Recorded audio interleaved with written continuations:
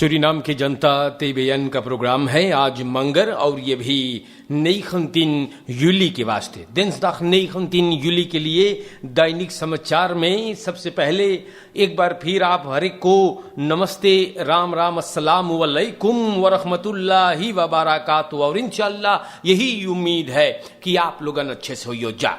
अगर फरियारी बाटो घरे कोई खुशी की बात भइल है तो आप लोग के मुबारकबाद है, और जो तकलीफ में है, परेशान हाल है, मुसीबत जज़ा है, तो अल्लाह रब्बुल आलमीन से दुआ है कि परवरदिगार आपको सब्र करने की तौफीक अता फरमाए।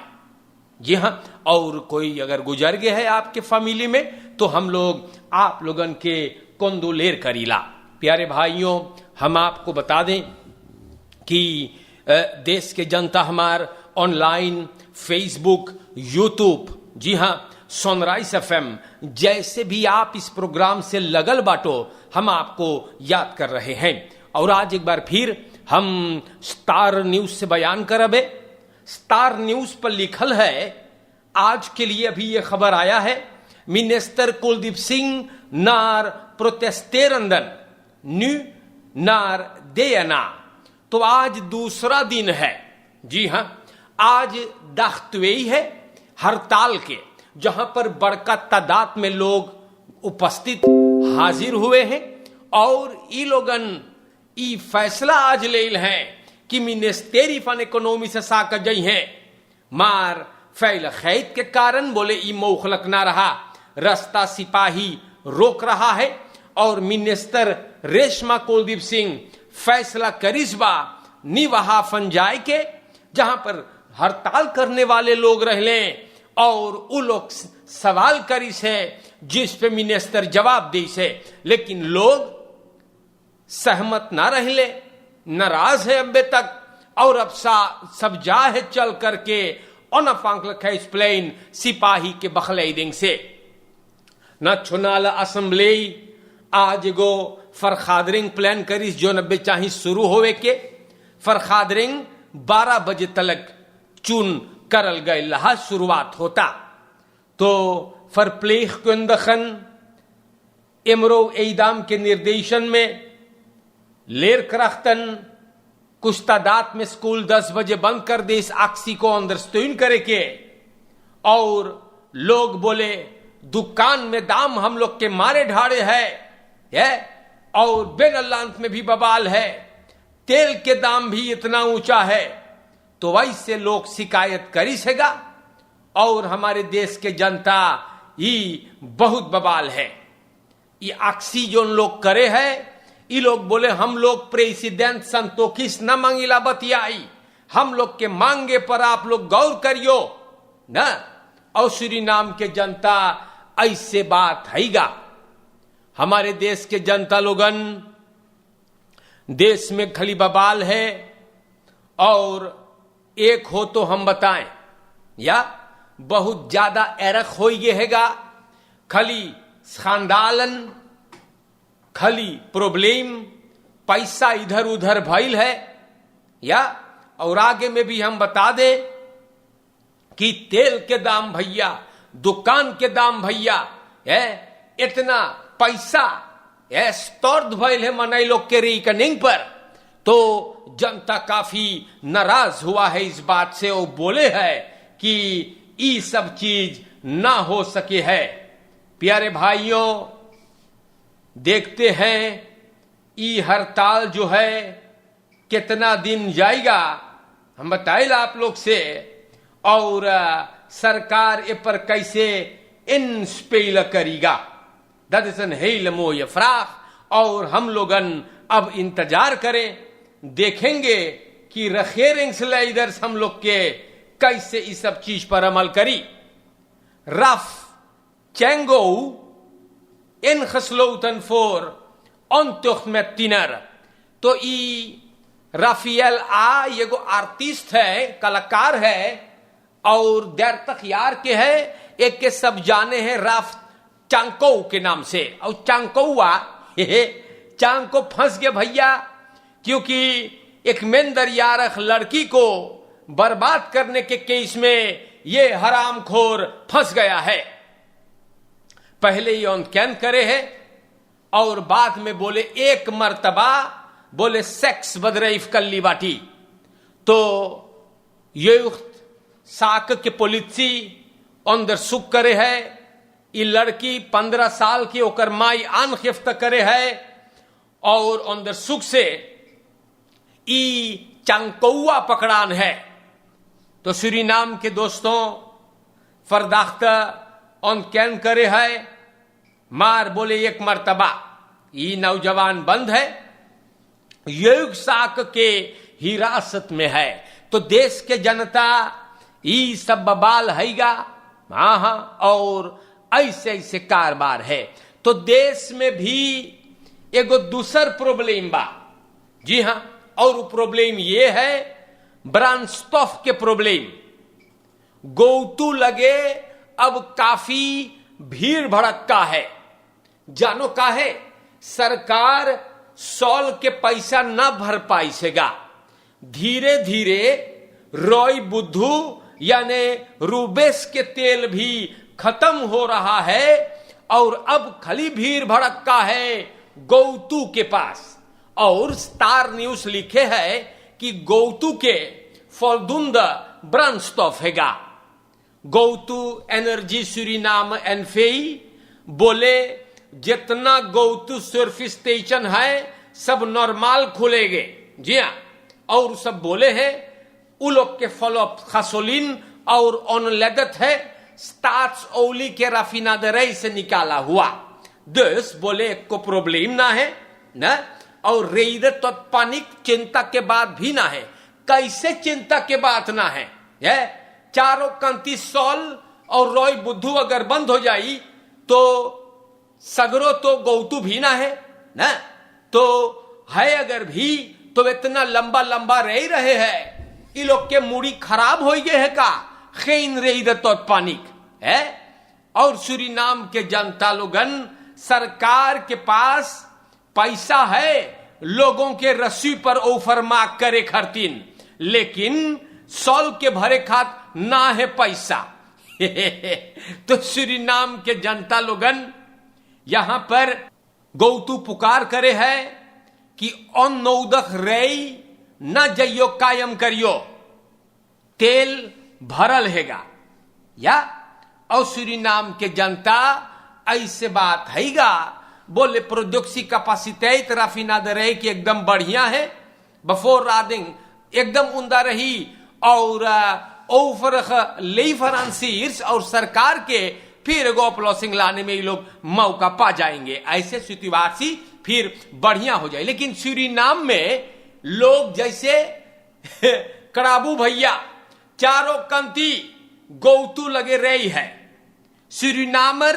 सूरीनाम के लोग लोबी करे सेंसासी और रोत्सोई, जी हां, झूठे के चलो रेई में चलो खड़ा हो, अरे भैया का भइल है ना।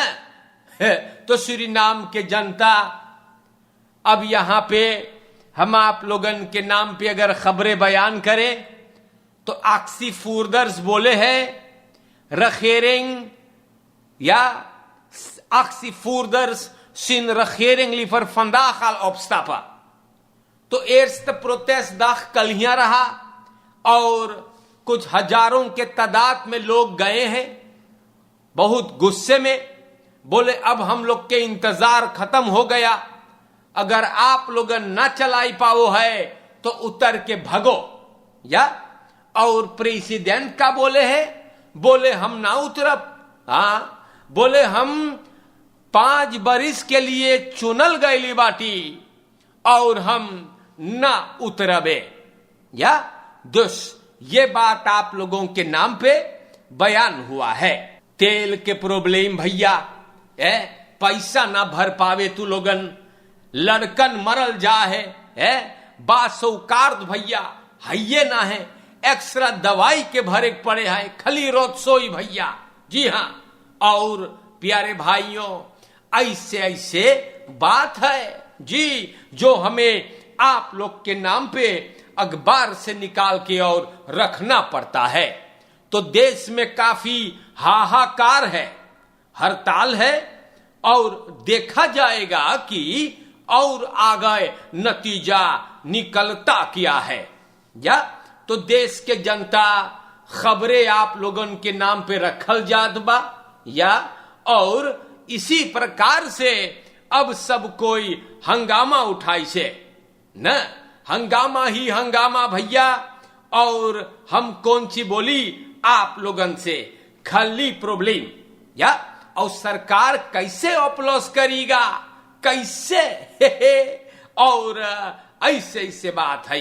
तो प्यारे भाइयों, खबरें जब आप लोगन के नाम पे बयान करते हैं तो आगे जब मैं बढ़ता हूं तो हम आप लोग के नाम पर अब दखबलात सूरीनाम से बयान करेंगे। दखबलात सूरीनाम से यहां पर लिखा गया है ना, और फिर लिखल है सरकार के बारे में। जी हां, सरकार के बारे में मेरे भाइयों की हड़ताल होता है और आगे क्या होगा ना। हाँ, सब ना मांगे हैं प्रेसिडेंट संतोखी से बतियाई। हाँ, बोले पहले हम लोगन के मांगे पर आप गौर कर, तो जनता ज्यादा होइगे बा।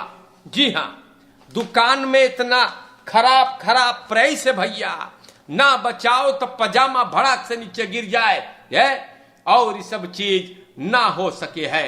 हमारे देश के जनता खबरें आप लोगन के नाम पर, और इसी तरह से अब हम दखबलात सूरीनाम से अब बयान करीला।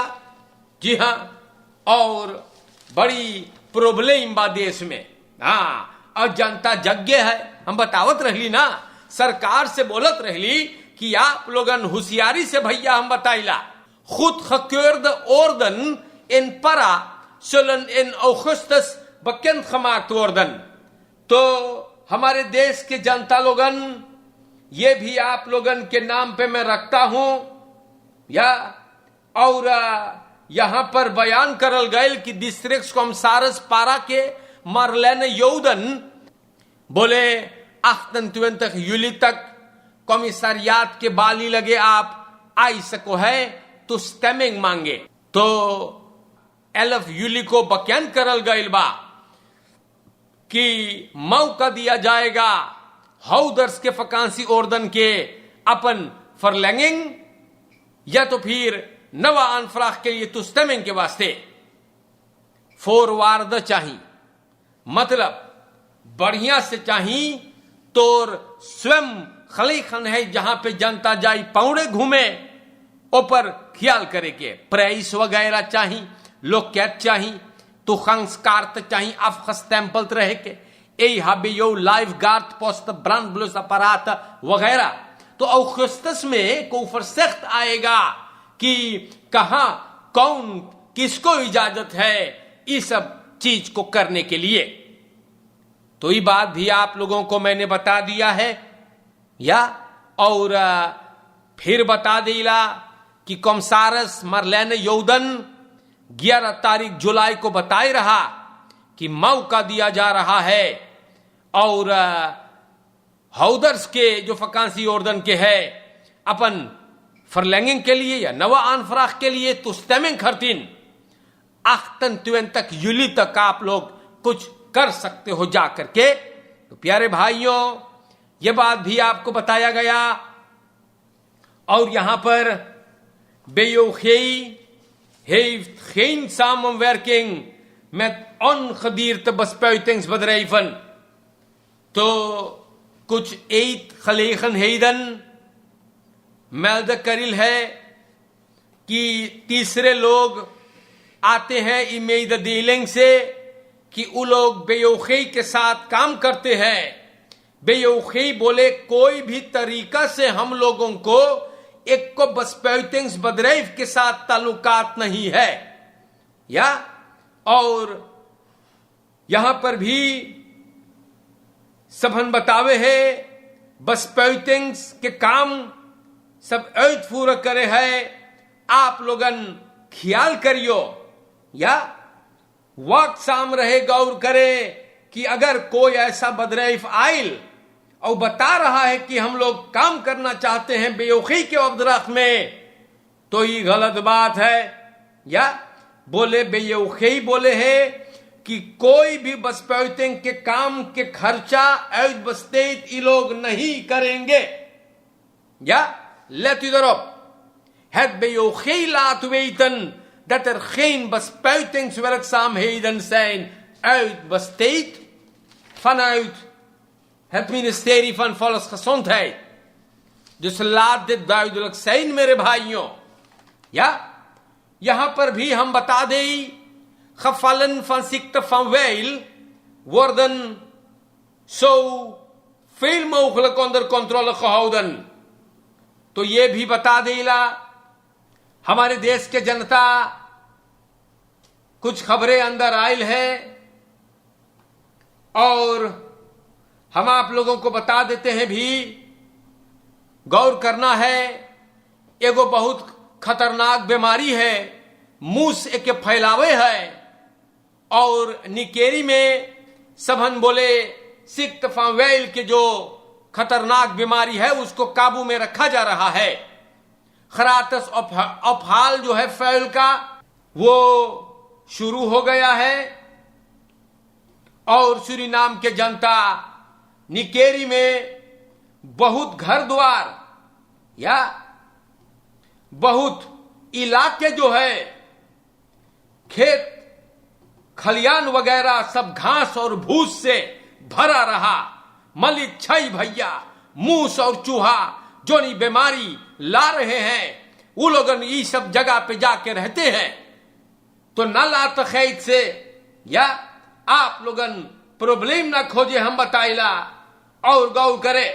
या तो मेरे भाइयों, खबरें हमने आप लोगन के नाम पर आज के लिए बयान किया।